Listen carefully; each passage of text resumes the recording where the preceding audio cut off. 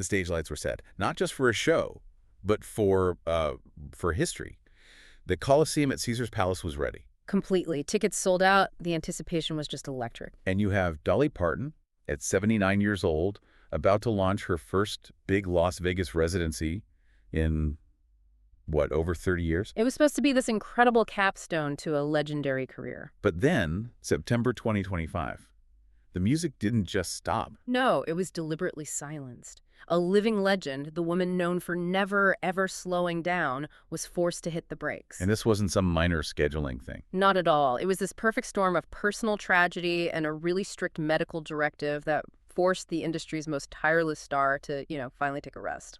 And that tension is right at the heart of our deep dive today. Welcome to StarScope Report. We dive deep into the world of celebrity, the Hollywood drama, the music industry shakeups, and all the viral scandals. Today, our mission is to unpack a headline that just seems like a total contradiction. Dolly slows down, empire stays strong. Exactly. How did a profound personal crisis and her, physical absence, how did that only highlight the resilience and the just unshakable strength of the Dolly Parton brand? Okay, let's get right into it, because the shock factor here was just immense. The first part of this story is the personal cost, this deep grief, we're calling it deferred self-care. You have to start with the foundation, which was the death of her husband of nearly 60 years, Carl Thomas Dean, back in March of 2025. He wasn't just a partner.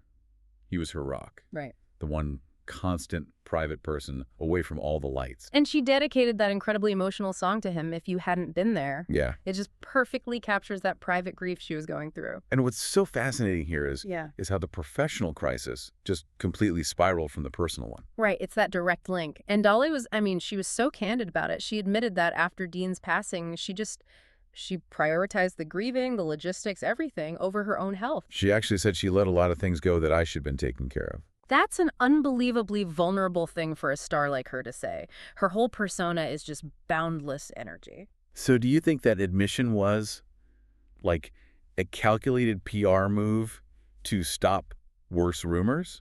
Or was it just a genuinely unfiltered moment? I think it's genuine candor that was just framed expertly. By admitting she neglected herself because of grief, which everyone can understand, she just neutralized any speculation. So she made it relatable.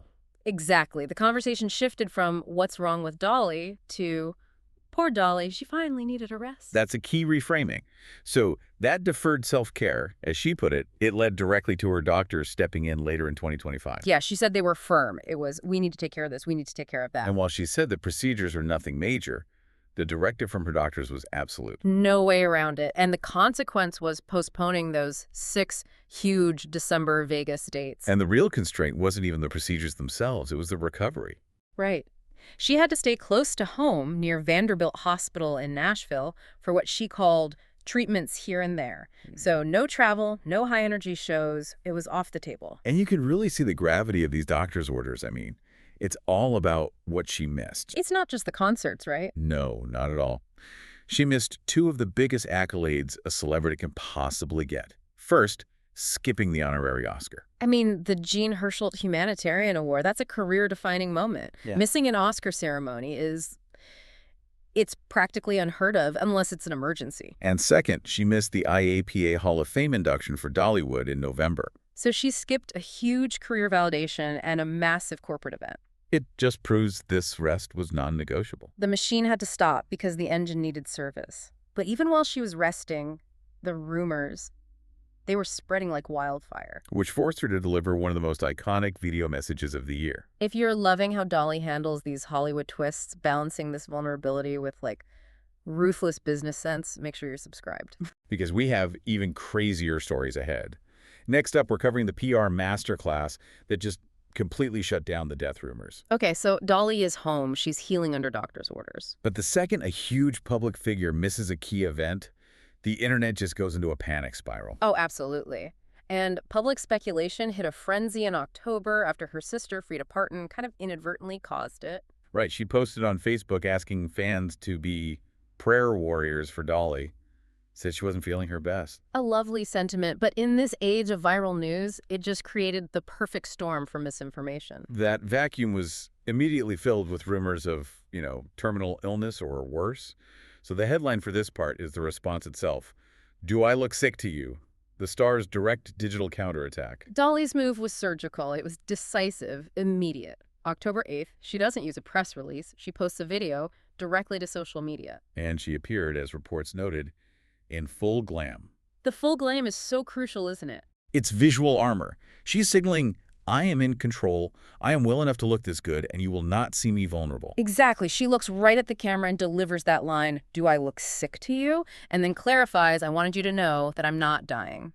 Classic Dolly humor, but with total authority. And what's wild is the level of detail she used. She didn't just deny it. She specifically went after that ridiculous viral AI image. The one of her and Reba McEntire at her supposed deathbed. Yeah. And her response to it was just masterful. She joked, "We both look like we need to be buried." That humor is the ultimate power move. It is. She takes this disturbing, fake piece of news, she laughs at it, and she completely discredits the source. Power back in her hands. She turned a moment of, forced weakness into a moment of strength. 100%. And she framed the downtime not as retirement, but as required maintenance. She said, "I'm not ready to die yet. I don't think God is through with me, and I ain't done working." Tying the pause directly to her future career. So smart. And she kept that connection going. Her Thanksgiving video was simple, but it closed with that line everyone knows, "I will always love you."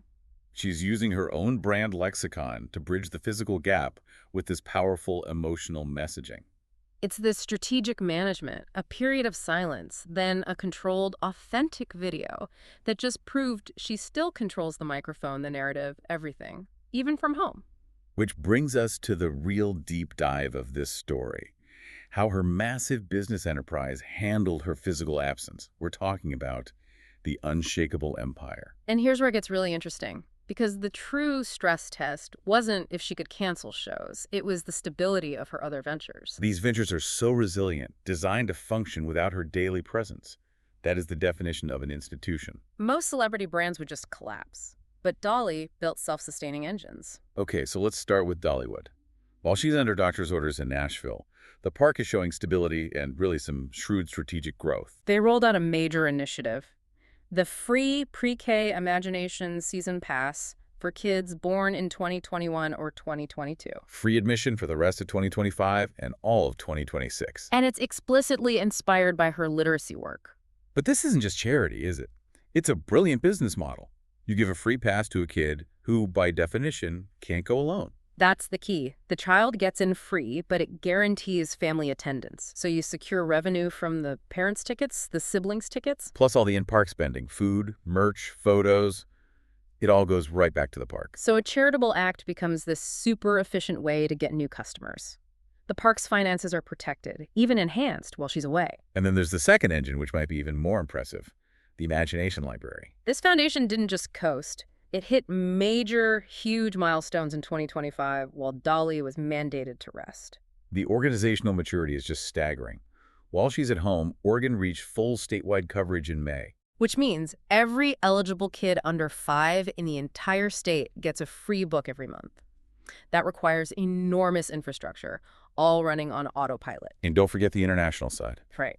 June 2025, the Imagination Library in Canada delivers its 4 millionth book. The fact that U.S. and Canadian operations hit these huge milestones at the same time just proves the whole thing is independent of her. And what's so telling is the sophistication of the Canadian branch selecting Indigenous creators for their 2025 book selection. That's not just a celebrity figurehead decision. That's a professional team focused on global relevance. Exactly. So the biggest, most positive headlines about her empire in 2025 are about books and park passes, not canceled shows.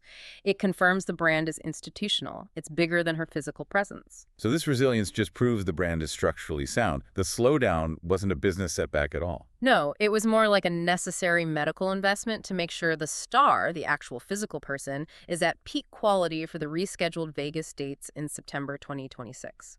The business units just ran themselves, which gave her the critical space she needed to heal. She turned this unavoidable absence into a story of human vulnerability and, business genius. She showed the world a celebrity can be both fallible and indispensable. Right. Indispensable on stage, but fallible in physical health, and that's okay. She's managing her personal health and her brand with equal surgical precision. Her crisis management just set a whole new benchmark for celebrity PR. By linking her health issues to grief and self-care, she just neutralized all the speculation and reinforced her authenticity. And most importantly, she showed her empire doesn't need her constantly touring or generating press. So we know the new Vegas dates are set for September 2026.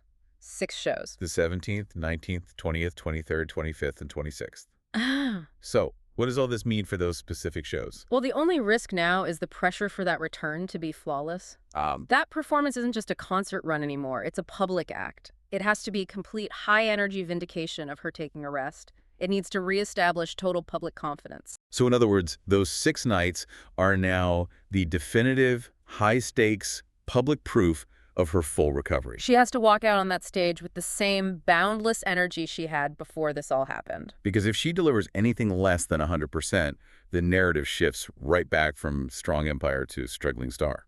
The pressure is immense. But, if anyone can turn pressure into platinum, it's Dolly. You've been listening to StarScope Report, where we uncover the stories shaping Hollywood, music, and pop culture. Thanks for tuning in, and don't forget to subscribe for more stories that keep the stars shining.